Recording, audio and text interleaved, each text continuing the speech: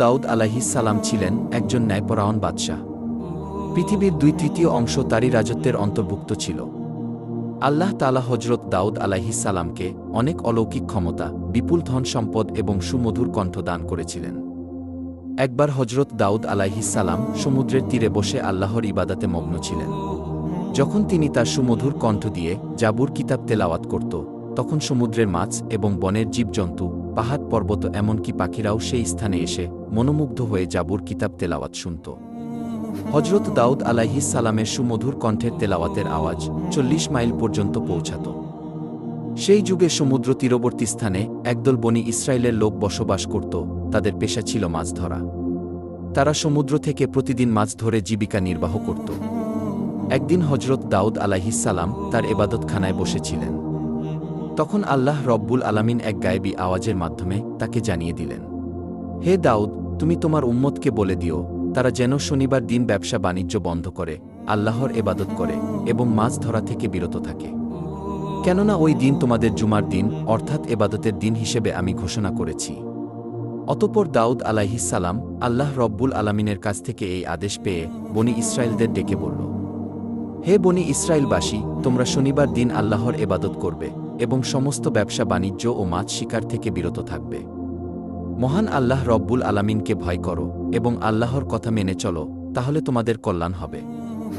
এই কথা বলে হযরত দাউদ আলাইহিস সালাম সেখান থেকে চলে গেল।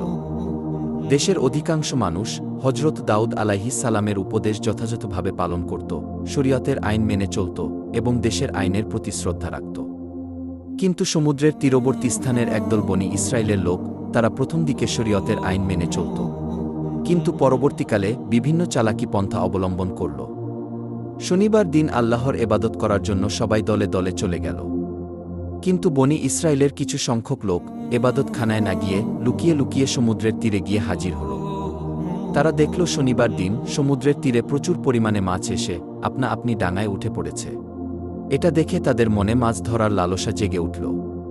তারা বলতে লাগল, সপ্তাহের আর কোনো দিনই এমন মাছ দেখা যায় না, তাই শনিবার দিন আমাদের মাছ ধরা উচিত, তাহলে সপ্তাহের আর কোনো দিন মাছ ধরার দরকার হবে না। তখন অপর একজন বলল, কিন্তু কিভাবে?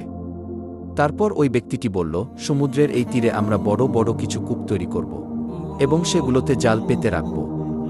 পরের দিন এসে ওই মাছগুলো ধরে নিয়ে যাব। এই কথা বলার পর তারা বাড়ির দিকে রওনা করল। অতঃপর এই পরিকল্পনা অনুসারে তারা কাজ শুরু করল। আল্লাহর আইন অমান্য করে তারা এভাবেই মাছ ধরতে লাগল। তারা দেখল আল্লাহর পক্ষ থেকে কোনো বিপদ আসেনি, তাই তাদের সাহস আরও বেড়ে গেল। এরপর অনেক দিন এভাবেই মাছ ধরে তারা প্রচুর ধন সম্পদের মালিক হয়ে গেল। অপরদিকে এই বংশের অনেক লোক ছিল, তারা শরীয়তের আইন মেনে চলত, মহান আল্লাহ রব্বুল আলামিনকে ভয় করে চলত। তাই তারা সকলেই একদিন ওই লোকগুলির নিকটে হাজির হল এবং বলল, প্রিয় ভাইয়েরা, আপনারা শনিবারে মাছ ধরা বন্ধ করুন, কেননা আল্লাহ তাআলা এই দিনটিকে এবাদতের জন্য নির্বাচন করেছেন। এই হুকুম অমান্য করলে আপনাদের বিপদ নেমে আসতে পারে।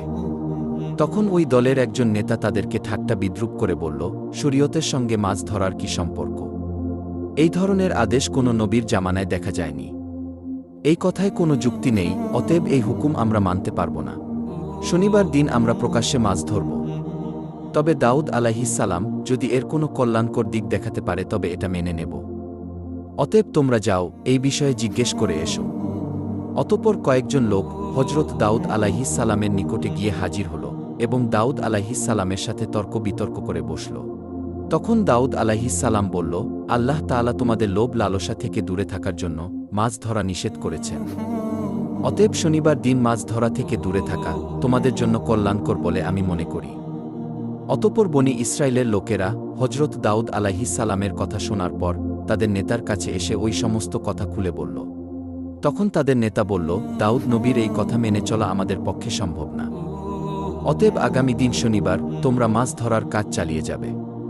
তোমরা ভয় পেও না, কিছু হবে না। এর আগেও মাছ শিকার করে আমরা অনেক ধন সম্পদের মালিক হয়েছি। অতএব আমার কথা শুনে চললে তোমাদের সবারই ভবিষ্যতে লাভ হবে। এই কথা শোনা মাত্রই সেখানে থাকা সমস্ত বনি ইসরায়েল আনন্দে আত্মহারা হয়ে পড়ল। অতঃপর পরের দিন শনিবার মৎস্যজীবীদের মধ্যে থেকে মাত্র কয়েকজন আল্লাহর ইবাদত করার জন্য দাউদ আলাইহিস সালামের নিকটে হাজির হল এবং